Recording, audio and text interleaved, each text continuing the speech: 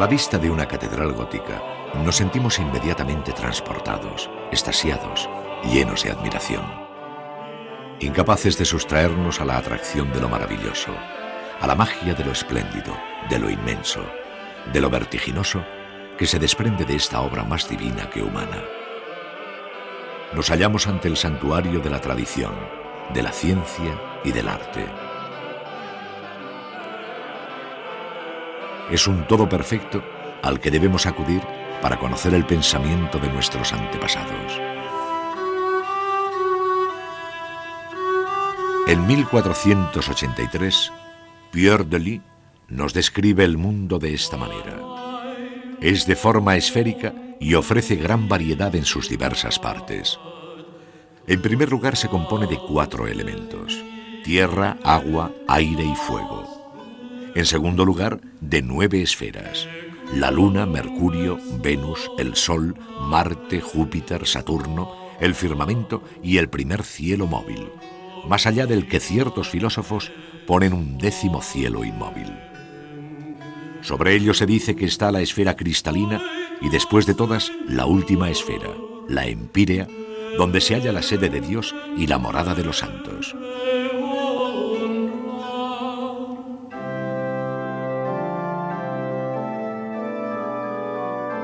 En esta portada de león, bajo la sabia autoridad del rey Alfonso X, representado como el rey Salomón, y sentados alrededor de la columna, cuya inscripción reza Locus Appellationis, 4 jueces, uno en representación de la Iglesia, otro de la realeza, otro por parte de la nobleza y otro por el pueblo, aunaban sus conocimientos para impartir la justicia. Este magnífico libro de piedra que nos enseña el misterio de las cosas y descorre el velo de las verdades más ocultas es una obra maestra del conocimiento.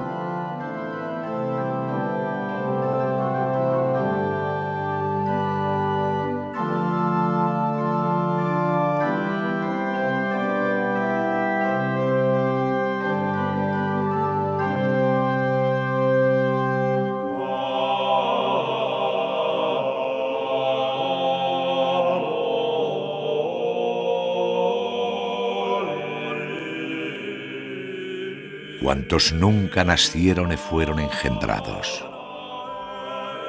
cuantas almas ovieron, fueron vivificados. Si los comieron aves o fueron ablentados, todos en aquel día allí serán juntados. Tornars a los justos el Rey glorioso. Ferlis a un sermón temprado y sabroso. Venid los benedictos del mi Padre precioso. Recebid el mi regno largo y delicioso. Recebid gualardón de lo que me serviestes. A cuando vi famne, vos bien me apaciestes. Vidiésteme sediento, bien a beber me diestes. Si me menguó vestido, de grado me vestiestes. El arte gótico es el arte de la luz, del espíritu. Es un arte mágico que nos habla en el lenguaje de los pájaros. Púrpura, rosa, azul, plata y oro hacían resplandecer esta mandorla o almendra mística que representa los pasos amargos que se deben dar hasta llegar a Cristo, pulpa sabrosa que se encierra en su interior.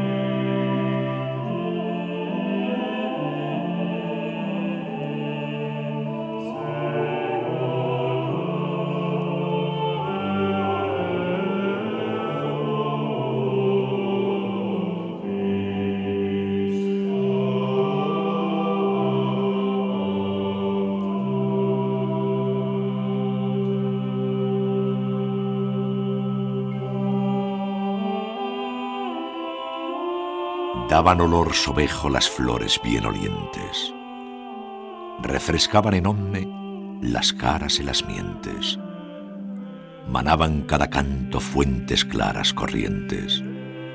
En verano bien frías, en invierno calientes. La verdura del prado, la olor de las flores, las sombras de los árboles de temprados sabores, refrescaronme todo, e perdí de sudores. Podría vivir el hombre con aquellos olores.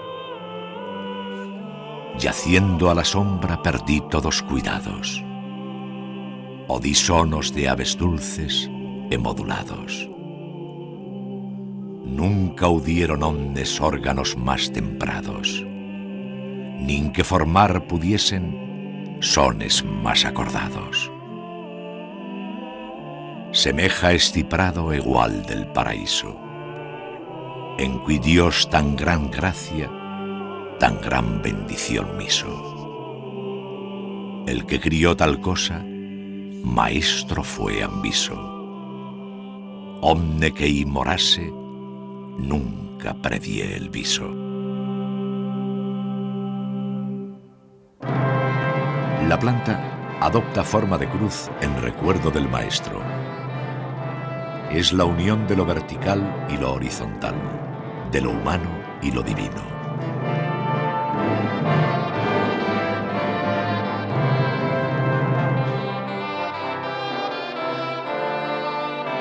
Es la materialización de la Jerusalén celestial, el receptáculo para la gloria de Dios que exclamaba el profeta Ezequiel ante el templo de Salomón. En lo oculto, formas rudas y gastadas, como gruesos músculos, se reparten sin desfallecer el peso formidable del edificio entero para alcanzar la manifestación de la luz.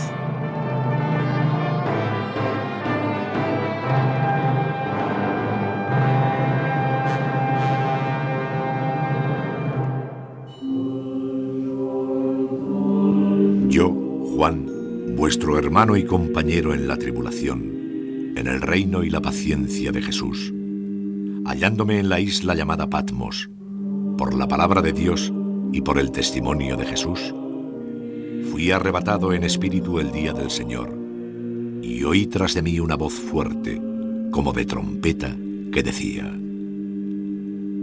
lo que vieres escríbelo en un libro y envíalo a las 7 iglesias: a Éfeso, a Esmirna, a Pérgamo, a Tiatira, a Sardes, a Filadelfia y a la Odisea. Me volví para ver al que hablaba conmigo, y vuelto vi 7 candelabros de oro. Su cabeza y sus cabellos eran blancos como la lana blanca, como la nieve. Sus ojos como llamas de fuego. Sus pies semejantes a la azófar incandescente en el horno. Y su voz como la voz de muchas aguas. Tenía en su diestra 7 estrellas, y de su boca salía una espada aguda, de 2 filos. Y su aspecto era como el sol cuando resplandece en toda su fuerza.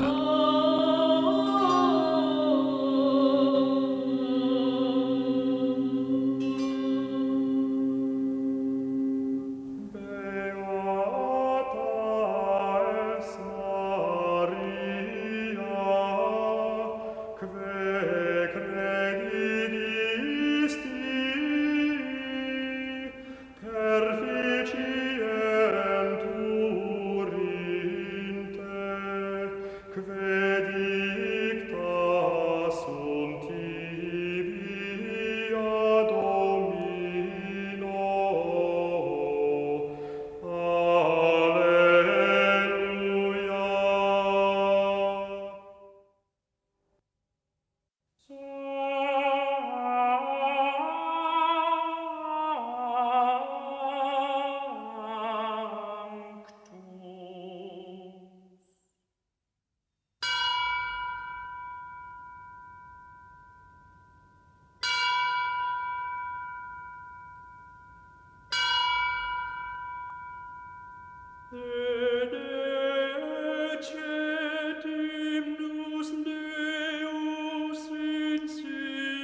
Recuerde el alma dormida, aviu el seso e despierte, contemplando cómo se pasa la vida, cómo se viene la muerte, tan callando.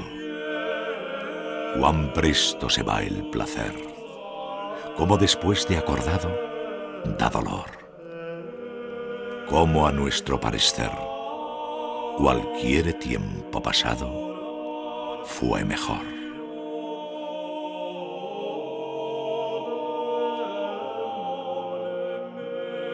Nuestras vidas son los ríos que van a dar en la mar, que es el morir. Allí van los señoríos derechos a se acabar e consumir. Allí los ríos caudales, allí los otros medianos e más chicos. Allegados son iguales los que viuen por sus manos e los ricos. Desde la entrada caminamos hacia oriente, donde nace el sol. Caminamos de las tinieblas a la luz. Caminamos desde el juez supremo de la entrada hasta el origen cósmico de la existencia en el pantocrátor del ábside. Una liturgia cósmica de piedra, luz y sonido se desgrana a través de las horas, manifestándose al hombre en un caleidoscopio de colores.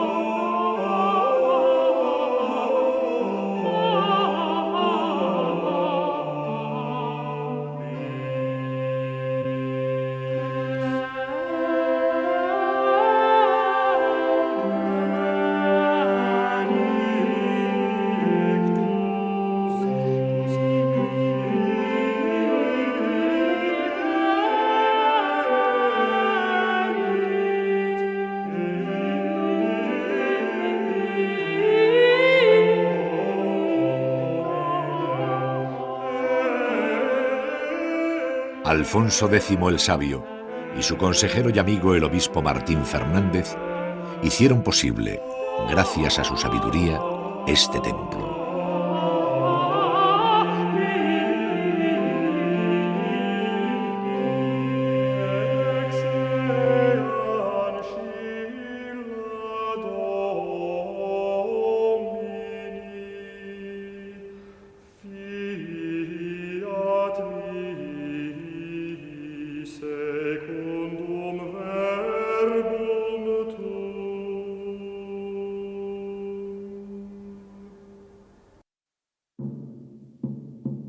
El entorno social que caracteriza el mundo gótico está fuertemente marcado por una organización feudal en la que la monarquía y la Iglesia polarizan las dos formas de vida más estables. El tópico del soldado y del monje como dos mitades del arquetipo medieval encierra en su generalización una gran verdad. De ahí que el castillo y el templo sean sus dos imágenes más elocuentes. Se es rey o se es vasallo, señor o siervo, monje o soldado. Pocas opciones más ofrece la vida. Gran parte de la población vive en aldeas donde trabaja una tierra o pastorea unos ganados que no le pertenecen. Son del señor que a cambio ofrece protección. Unos cuantos, los que se dedican al comercio, viajan de ciudad en ciudad y poco a poco van ganando franquicias y privilegios hasta constituir una burguesía urbana de creciente importancia. Los nuevos barrios de comerciantes y artesanos dan a la ciudad un nuevo aspecto, convirtiendo sus plazas y lonjas en prósperos mercados. Es el caso de Burgos, Barcelona, Valencia. Esta nueva burguesía viene a sumarse al mecenazgo artístico ejercido por el rey, la nobleza y sobre todo la Iglesia. Entre unos y otros se desliza el artista que ofrece su maestría y propaga el nuevo espíritu del arte gótico. La organización básica de la sociedad peninsular a mediados del siglo XIII, estructurada en 3 estados, cada uno con su propio ordenamiento jurídico, está bien definida por Alfonso X el Sabio en las partidas. Defensores son uno de los 3 estados porque quiso Dios que se mantuviese el mundo. Sabien así como los que ruegan a Dios por el pueblo son dichos oradores. Y otros sí, los que labran la tierra y hacen en ella aquellas cosas porque los hombres han de vivir y mantenerse, son dichos labradores. Otros sí, los que han de defender a todos, son dichos defensores.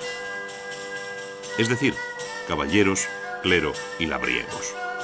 Sin embargo, en este último grupo se acabarían incluyendo los mercaderes y aquellas profesiones que hoy llamaríamos liberales, médicos, juristas, cambistas, que por vivir en las calles o rúas de la ciudad eran conocidos como ruanos, configurando así una incipiente burguesía que se perfila como el futuro patriciado urbano.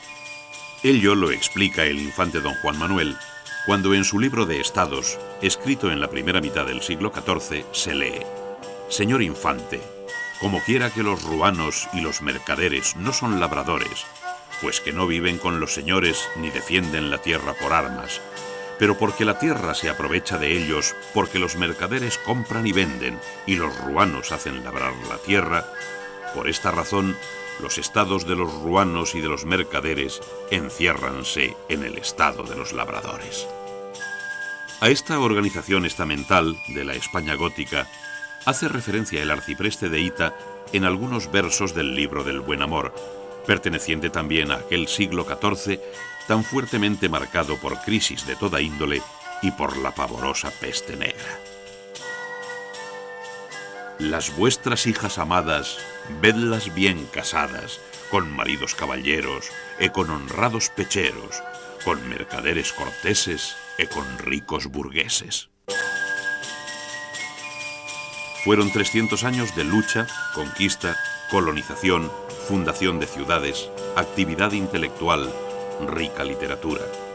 En suma, la forja de una mentalidad con la que vino a identificarse en sus rasgos esenciales una época. Pero no una época cualquiera, sino una etapa en la que, sin dejar de ser medieval, se sentarían las bases del Estado moderno. Una larga nómina jalona de grandes hombres este período.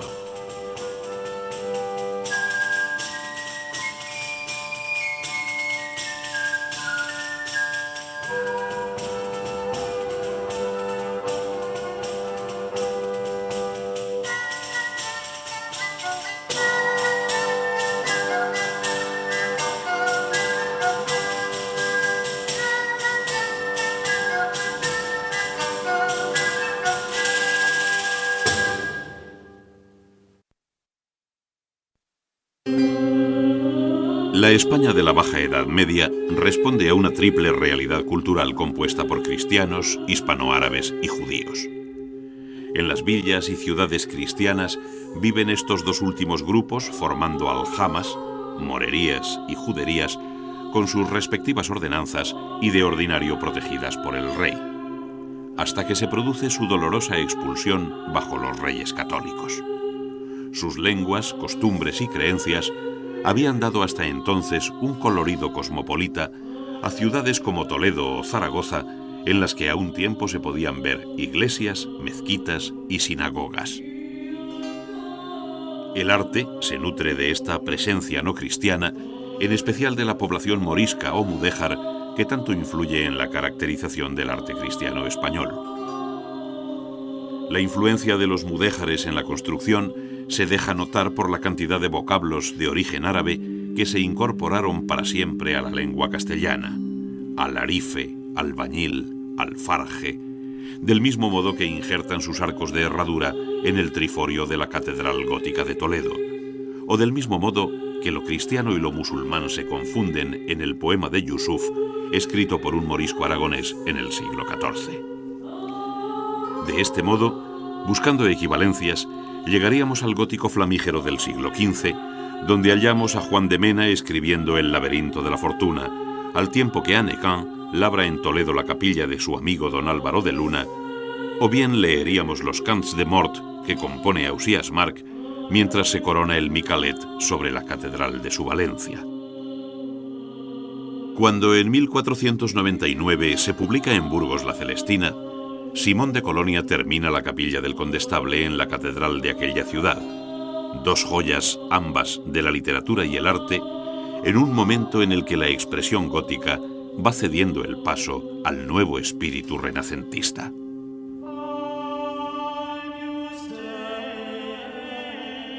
Puede ser que la religiosidad haya perdido el rigor apocalíptico de antaño. Puede ser que la Virgen sonría con el niño en su regazo en el parteluz de la Catedral de León. Pero no es menos cierto que esta amable entrada nos invita a levantar la cabeza para asistir al juicio final, donde el Todopoderoso actúa de supremo juez. Todo cobra un sentido trascendente. El año se regula mediante un calendario cuyo santoral celebra los santos patrones de las cosechas, de la salud, de los oficios.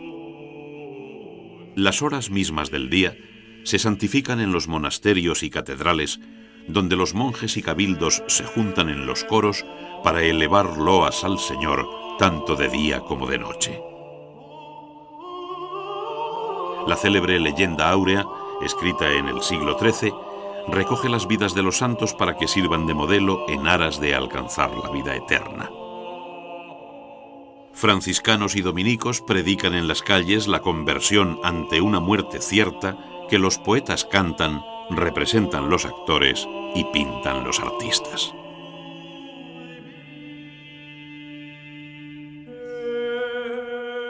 Siguiendo la misma corriente que mueve la Alta Edad Media, la tradición sagrada que conforma el mundo gótico en la península ibérica es la cristiana.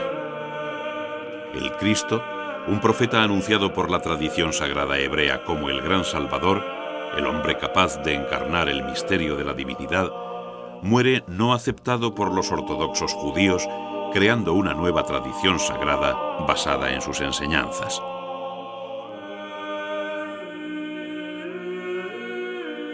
Estas se extienden temprana, pero lentamente por todo el continente europeo, de tal modo que a partir de cierta época el calendario se inicia en su nacimiento.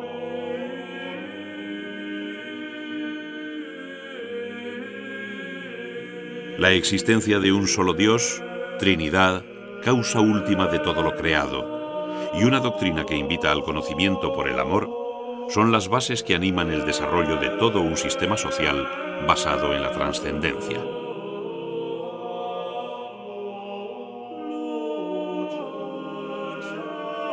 De esta forma, la Iglesia asume la materialización de lo inmaterial y organiza la sociedad.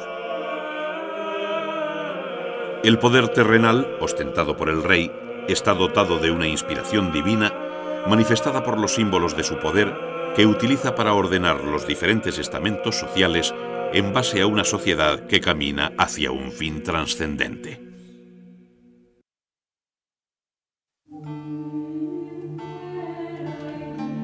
Hoy nos cuesta mucho esfuerzo interpretar el inmenso legado formal de la Baja Edad Media.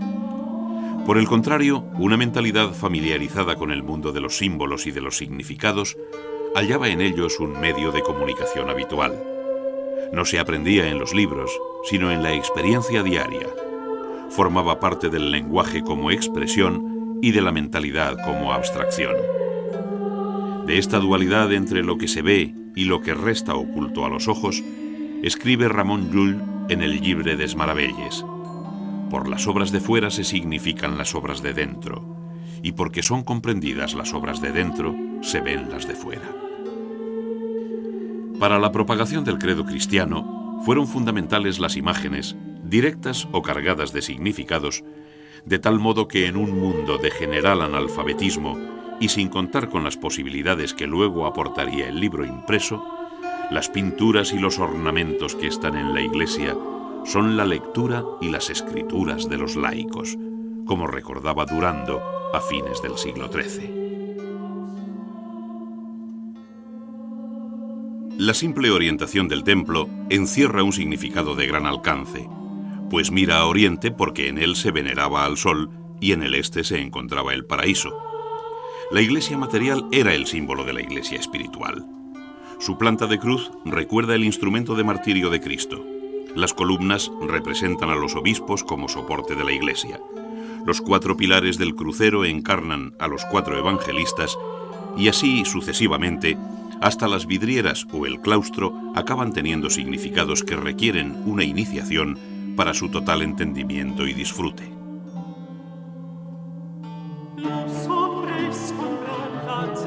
El panorama cultural y científico de los reinos cristianos entre los siglos XIII y XIV no puede ser más rico ni matizado. Destaca en primer lugar la Escuela de Traductores de Toledo, que bajo Alfonso X conoce un nuevo y definitivo impulso.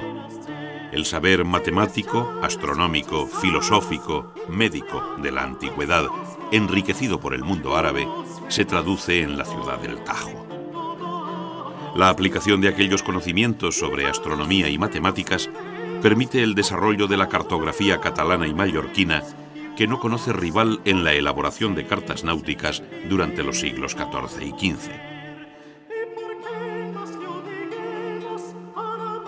Fundamental es la actividad intelectual desarrollada en torno a los nuevos estudios generales y universidades, como las de Palencia, Salamanca y Valladolid en la Corona de Castilla, mientras en la de Aragón sobresalen las de Lleida, Barcelona, Zaragoza, Mallorca y Valencia, esta última fundada ya en 1500. En las universidades se enseñan las llamadas artes y principalmente filosofía, teología, leyes y medicina. Las 2 primeras se cursan igualmente en los conventos que las órdenes mendicantes abren en las ciudades universitarias.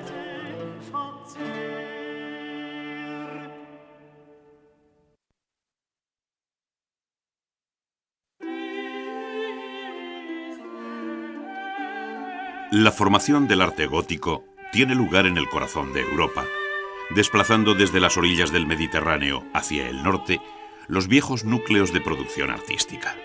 Este es un primer rasgo a tener en cuenta del arte y la cultura góticos. Los venerables nombres de Atenas, Roma, Bizancio o Córdoba se ven sustituidos por los de París, Estrasburgo, Colonia o Amberes. Ciudades de nueva pujanza merced a un activo comercio favorecido por una estratégica ubicación geográfica. Solo el renacimiento de las ciudades, el auge de las comunicaciones y de la actividad mercantil permiten entender la aparición de un arte nuevo, joven y distinto, que tiene como rasgo común su condición urbana.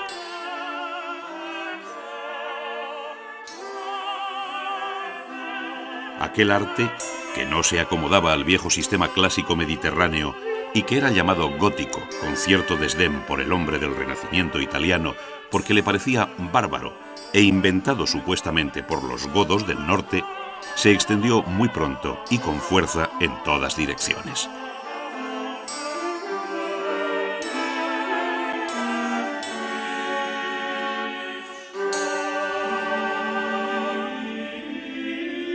Si hubiera que seleccionar una imagen emblemática que sintetizara por encima de tiempos y fronteras la grandeza material y espiritual, no solo del arte, sino del mundo gótico, esta sería sin duda la de la catedral, alambicado fruto del esfuerzo colectivo. La catedral como nueva arca de la alianza entre Dios y el hombre, pero también como orgulloso símbolo terrenal, emerge y se multiplica en las ciudades medievales, contendiendo en altura, riesgo y belleza. A su vera se abren los talleres de escultores, pintores, vidrieros, rejeros, retablistas, y cuantos artes y oficios ha de menester el sueño salomónico y eterno de un templo cuya grandeza eclipsará a los demás. Cuando en 1401 el Cabildo de Sevilla se propone la construcción de su catedral, acuerda que se labre otra iglesia tal e tan buena que no haya otra igual. Con la Magna Hispalensis se cerraba el ciclo medieval de las catedrales españolas después de haber visto levantarse las de Burgos, Toledo y León en el siglo XIII y las de Barcelona, Girona y Palma de Mallorca en el XIV. Todavía se emplearía una formulación gótica en las catedrales Nueva de Salamanca y Segovia en pleno siglo XVI, conviviendo con el Renacimiento.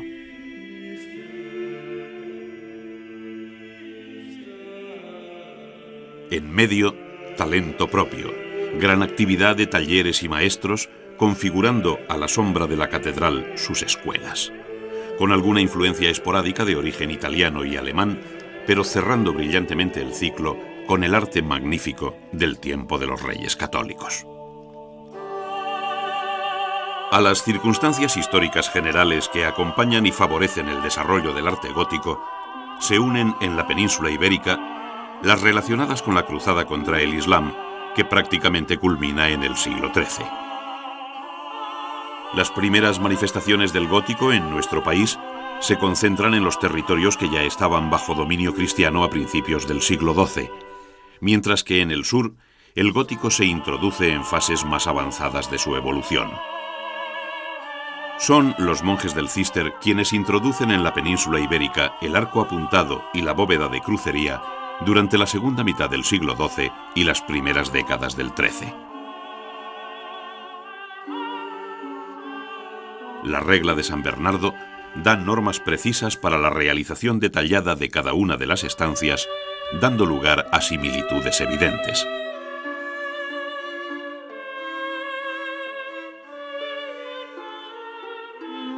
Las principales catedrales francesas del llamado gótico clásico encuentran fiel reflejo en el Reino de Castilla. Las trazas de Burgos, Toledo o León se inspiran en las de Chartres, Bourges, Reims o Amiens.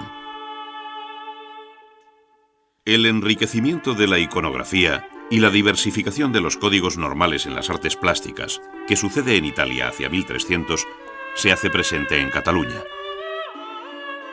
La comparación entre los frescos de la capilla Scrovegni de Giotto de Bondoni y los frescos de la capilla de San Miguel de Ferrer Bassa aparece como evidente. El llamado gótico internacional, caracterizado por un gusto refinado y elegante, tiene como foco más intenso la corte de los duques de Borgoña. Su influencia se observa al comparar la tumba del duque Felipe el Valiente de Claus Sluter y el sepulcro de Carlos III y doña Leonor de Jehan Lon en la Catedral de Pamplona. Hacia 1450 predominan las influencias del gótico creado en Flandes y Alemania, dando lugar a lo que se conoce como gótico hispano-flamenco. Una muestra la tenemos en la Madonna del canciller Nicolas Rolin de Jan van Eyck y la Virgen dels Consellers de Lluís Dalmau. A pesar del predominio de las influencias nórdicas en la fase final del gótico, en la segunda mitad del siglo XV se registran algunos contactos con Italia que ya anuncian las primeras novedades del Renacimiento.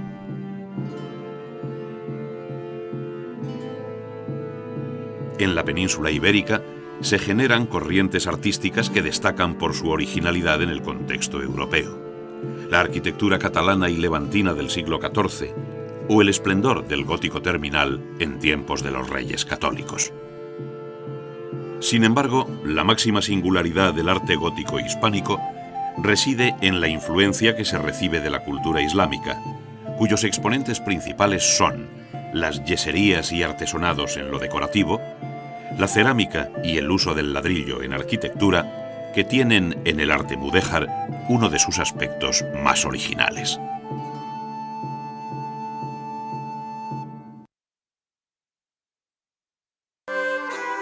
Hagamos que la totalidad de la Iglesia brille con la maravillosa y permanente luz de las hermosísimas vidrieras, colmando de este modo la belleza interior. Con esta mística y apasionada motivación del abad Suger de Saint-Denis, acaba de nacer una nueva concepción del templo cristiano, la catedral, que en el gótico alcanza su máxima expresión. Un poema en piedra cuya aparente complejidad se basa en un sabio aprovechamiento de las posibilidades del arco apuntado y de su corolario, la bóveda de crucería. El sistema de nervios que refuerza la bóveda gótica da lugar a otros dos elementos característicos del estilo. En el interior, el pilar fasciculado que sustituye a la columna, y en el exterior, arbotantes y contrafuertes que contribuyen a aligerar los empujes de las bóvedas.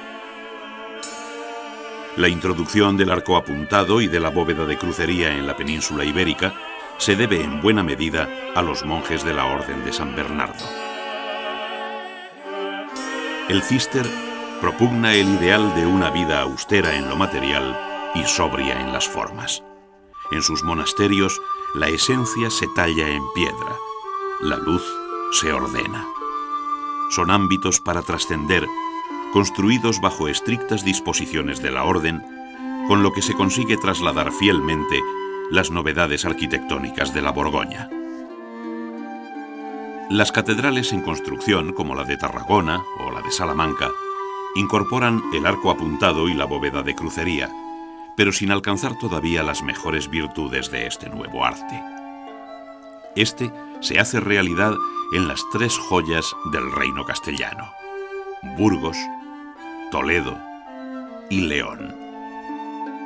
Durante el siglo XIV, la primacía arquitectónica se desplaza a la corona de Aragón y especialmente a Cataluña, donde se genera una arquitectura gótica de acusada originalidad, muy influida por la espiritualidad de las órdenes mendicantes, dominicos y franciscanos. Naves amplias y espaciosas y la tendencia a igualar la nave principal y sus laterales dan lugar a las llamadas plantas de salón, cuyos ejemplos más logrados son la Catedral de Girona, cuya nave es la más ancha del mundo gótico, y la iglesia de Santa María del Mar, en Barcelona, considerada la obra maestra del gótico catalán. Las plantas de salón anticipan la amplitud de los espacios interiores que se van a imponer en la arquitectura del siglo XV y cuyo mejor exponente es la gigantesca Catedral de Sevilla, iniciada en 1401. La arquitectura del siglo XV se enriquece con una gran abundancia de bóvedas estrelladas, tracerías flamígeras y motivos decorativos labrados sobre los muros, muchas veces inspirados por el arte islámico y mudéjar.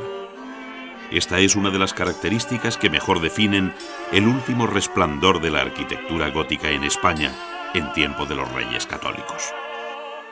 A la iniciativa de la reina Isabel se deben el convento de San Juan de los Reyes en Toledo, obra del arquitecto Juan Guas, y la culminación de la burgalesa Cartuja de Miraflores, una de las obras más representativas de los Colonia, tan activos entre Burgos y Valladolid.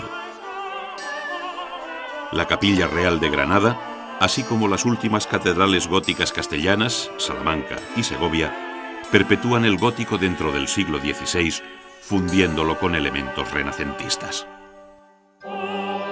La arquitectura gótica dio una solución nueva al abovedamiento de sus edificios y así como la arquitectura románica había utilizado masivas bóvedas llamadas de cañón por su perfil semicilíndrico desde el siglo XIII, se impuso la solución de ligeras bóvedas nervadas. Estas forman unidades independientes entre sí que se multiplican cuantas veces sea necesario, adaptándose a las diferentes formas que el edificio exige en planta. Esta estructura, articulada sobre elementos de leve sección, permitió abrir amplios huecos que inundaron de luz el interior. Las bóvedas góticas se conciben como unidades independientes, configuradas por dos arcos fajones, dos formeros y dos cruceros. Las bóvedas constan de nervios que se cruzan en el centro sobre una clave común. De ahí su nombre de bóvedas nervadas o de crucería. Unos plementos cierran el espacio entre los nervios. La bóveda gótica produce empujes en unos puntos en los que confluyen todos sus nervios, siendo necesario contrarrestarlos y encauzarlos a través de un sistema de arbotantes, contrafuertes y pináculos. El pináculo es un remate del contrafuerte que con su peso ayuda a modificar verticalmente la dirección de los empujes horizontales de las bóvedas. El arbotante es un arco tendido entre el muro y el estribo o contrafuerte. El contrafuerte es un pilar exterior que recibe el empuje de las bóvedas a través del arbotante, contribuyendo con su masa al equilibrio del edificio. Entre las novedades estructurales destaca el empleo sistemático de arcos apuntados, cuyos empujes son más fáciles de absorber que los producidos por los arcos de medio punto. El Pórtico de la Gloria de la Catedral de Santiago, obra del inspirado maestro Mateo completada en 1188, es la culminación de la escultura románica y la primera manifestación del gótico. El juicio final y la redención de la humanidad son el núcleo temático sobre el cual se desarrolla un poema en piedra, labrado para ser leído según el grado de conocimiento de quien lo contempla. Significa un cambio respecto a la concepción de la portada románica. Las imágenes se ordenan con precisión y claridad. La mirada compasiva, labrada en piedra, nos revela la humanidad de Dios, y la manera dulce de coger al niño en brazos nos habla de una madre redentora, toda bondad. La antigua y la nueva tradición mantienen su orden jerarquizado y santos, obispos y reyes van apareciendo según un plan significativo. En el interior del templo, los sepulcros manifiestan idéntica esperanza en la resurrección. Una leve sonrisa de entrega en la imagen de la muerte, casi deseada en la convicción de un tránsito gozoso hacia la luz. El sepulcro gótico aúna la expresión de la fe y el poder terrenal. Con los retablos de sencilla composición de los siglos XIII y XIV, se inicia una evolución que llega a expresiones muy interesantes con los retablos de piedra de Cataluña y Aragón, y que culmina con las espectaculares obras de madera policromada y dorada del gótico tardío. El retablo de Gil de Siloé, en Burgos, y los de las catedrales de Oviedo, Toledo y Sevilla son verdaderas labores de filigrana y ejemplos notables de la mejor escultura gótica. Otra manifestación genuinamente hispana de esa escultura la ofrecen las sillerías de los coros en catedrales y monasterios. Son obras que se tallan en maderas duras porque la piedra resulta un material frío para sentarse. En los apoyos y respaldos suelen hallarse relieves de contenido religioso, enmarcados por densas tracerías y labores caladas. Bajo los asientos, en las repisas llamadas misericordias porque servían para que los clérigos reposaran durante los rezos, se puede encontrar un mundo insospechado de escenas profanas y alegóricas que nos describe con toda su viveza la vida cotidiana de los siglos del gótico. La escultura románica ya había iniciado a finales del siglo XII un acercamiento hacia el realismo amable, que muestran algunas figuras del maestro Mateo en el Pórtico de la Gloria de Santiago de Compostela. En esa misma línea, los talleres de escultura gótica en Burgos o León, siguiendo modelos franceses, dieron un paso definitivo hacia un humanismo realista no exento de equilibrada belleza. La escultura monumental de las portadas catedralicias, los retablos, las imágenes de devoción y la abundante escultura funeraria fueron recogiendo los cambios estilísticos producidos entre los siglos XIII y XV, en cuyo proceso se abandonaron los iniciales modelos ideales de Reims o Amiens, por los que Flandes o Borgoña pusieron en boga con su fuerte naturalismo expresionista. El parteluz es un pilar que divide en dos el hueco de la portada.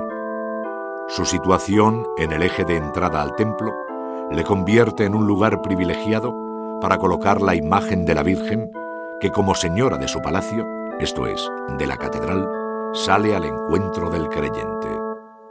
En la experiencia de la plástica gótica, que va desde el siglo XIII hasta el siglo XV, se observa un progresivo avance desde posiciones idealistas hasta el crudo realismo que marca el final de la Edad Media.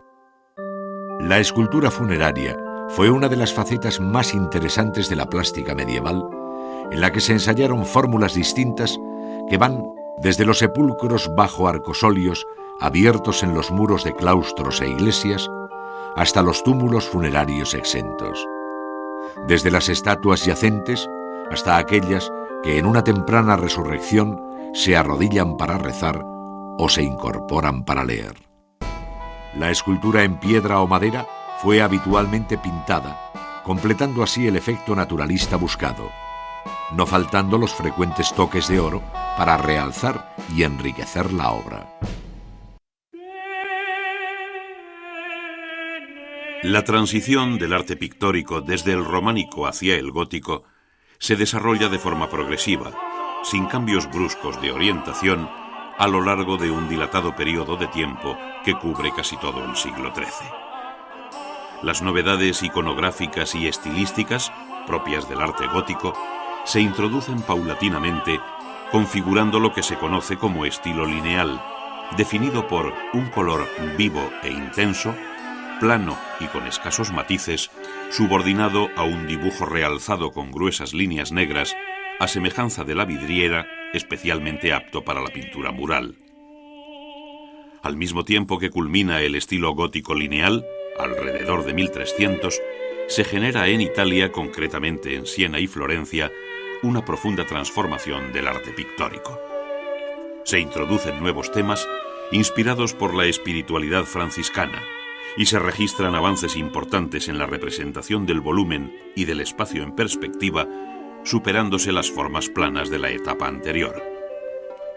Estas influencias llegan a la península ibérica a partir de 1330 y tienen un eco importante en la Corona de Aragón y especialmente en Cataluña, dando lugar a la etapa del gótico italianizante o italogótico que se prolonga hasta el final del siglo XIV. La pintura de esta etapa se enriquece con nuevos matices y gana en expresividad y suavidad de líneas. Con ella se produce el triunfo del retablo, que parece el formato idóneo para un arte hecho para ser contemplado con deleite. Los fondos de oro, tan propios de la sensibilidad medieval, envuelven unas imágenes de gran humanidad, dotándolas del apropiado tono trascendente. A partir de 1400 y a lo largo de la primera mitad del siglo XV, se desarrolla la tercera de las etapas que jalonan la evolución de la pintura gótica, la del gótico internacional, llamado así porque nace de la fusión del gusto cortesano francés con las aportaciones del arte italiano y se difunde rápidamente en toda Europa. La pintura del gótico internacional conjuga unas figuras elegantemente estilizadas con el sentido del espacio desarrollado por el arte italiano, originando unas composiciones dotadas de un intenso sentido del ritmo y de una gran capacidad descriptiva, llenas de detalles y de pequeñas sorpresas. Asimismo, el contraste entre un colorido vivísimo y los fondos de oro que aumentan su importancia produce efectos de una gran riqueza plástica.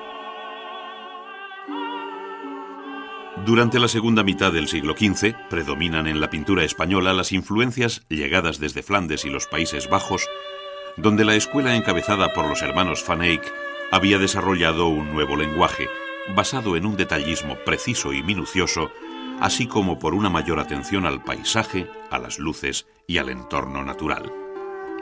Esta pintura, que es estrictamente coetánea del primer Renacimiento italiano, da lugar en España al llamado gótico hispano-flamenco, caracterizado por aceptar los presupuestos flamencos, aunque incorporando elementos autóctonos como los fondos de oro. Algunos pintores italianos, como Paolo de San Leocadio, y otros formados allí, como Juan de Flandes o Pedro Berruguete, aportan las primeras novedades del gusto renacentista, cuya asimilación en nuestro país fue lenta a causa de la fuerte implantación del gótico flamenquizante. La pintura mural, resuelta con una técnica al fresco y siguiendo modelos de lejano origen bizantino, había caracterizado la pintura románica. A partir del siglo XIII, la pintura gótica, sin dejar de utilizar aquella técnica, pero variando los modelos, utilizó también la técnica al temple, que permitía pintar sobre una tabla debidamente preparada. Ello impulsó un rápido desarrollo de la pintura que cabe llamar de caballete, multiplicándose los talleres y maestros en Cataluña, Valencia y Aragón, incorporándose Castilla algo más tarde, ya en el siglo XV. Estilísticamente, se acusan en este proceso influencias llegadas de Francia, Italia y Países Bajos, pero sin apagar la genialidad de nuestros pintores, que tuvieron un modo de hacer propio, original y de un altísimo nivel artístico que tendió siempre hacia un acusado realismo. La representación bidimensional del espacio conocería al final de la Edad Media tentativas en profundidad que anuncian las novedosas perspectivas del Renacimiento. La pintura mural, con una difícil técnica al fresco, completaba el rico aspecto interior de los edificios, dotándoles de una alegría cromática que, salvo raras excepciones, prácticamente se ha perdido. Predomina la pintura sobre tabla siguiendo la técnica al temple de huevo, añadiendo en el siglo XV amplios fondos y detalles de oro que enriquecen el aspecto de la pintura a la vez que le prestan una mágica atmósfera de luz. Un retablo cuenta siempre con un banco o predela y unas calles verticales encima divididas en varios cuerpos. De aquellas, la central es más ancha y alta, conteniendo en su tabla principal la representación del titular del retablo. Se llama espina al cuerpo más alto de la calle central, que representa normalmente la crucifixión. Guardapolvo o polsera es el nombre que recibe una amplia moldura que vuela y protege todo el retablo. La perspectiva se acaba introduciendo en la pintura gótica española por influencia flamenca e italiana, de tal modo que ya en el siglo XV es frecuente encontrar una incipiente visión en perspectiva, a cuya distinción de planos ayudan los pavimentos y demás elementos arquitectónicos. El modelo de integración de las diferentes artes en la realización de una catedral alcanza tal grado de perfección en el mundo gótico que llega hasta nuestros días como una referencia obligada para los teóricos del diseño. Se genera una ciudad dentro de la ciudad. Un ejemplo significativo son las vidrieras, por la importancia que adquieren en el conjunto de la catedral gótica. Además de cumplir su función inmediata, iluminar el interior del templo, cumplen con un riguroso desarrollo que jerarquiza la iconografía con intención didáctica, transformando la luz en mensaje divino. León representa en España el conjunto más idóneo para el estudio de este arte, aunque fue ejecutado probablemente por artistas franceses. El mundo mineral, representado por el muro de base, el vegetal en las primeras vidrieras, lo humano y las artes en el plano superior, seguidamente la nobleza en el triforio y por último los patriarcas de la antigua tradición seguidos por los de la nueva en el lugar de máxima luminosidad. A medida que los procesos de fabricación se van perfeccionando, se obtienen efectos pictóricos cada vez más refinados. Desde entonces es habitual que los pintores colaboren con los vidrieros en el diseño de sus obras.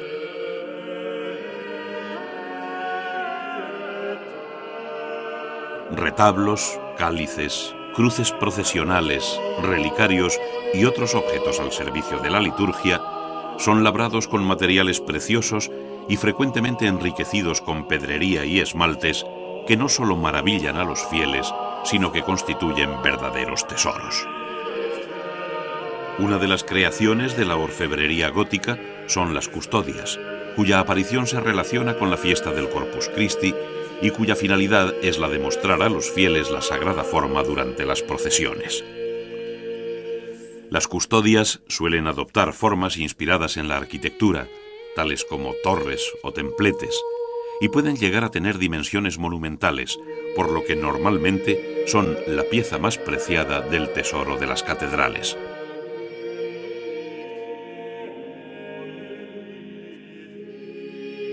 Una mención muy especial merece la cerámica que se produce en la península ibérica, principalmente en Aragón durante los siglos del Gótico, ya que constituye uno de los grandes ejemplos del papel de nuestro país como receptor y transmisor de los conocimientos del mundo islámico. Se distinguen dos grandes grupos, uno de carácter más popular, constituido por piezas decoradas en verde y morado, y otro de naturaleza suntuaria, integrado por la producción en azul y dorado, en el que sobresalió Manises. Son piezas que compiten con la refinada producción del reino nazarí de Granada y que conjugan un estilo decorativo de clara raíz islámica con motivos de inspiración cristiana.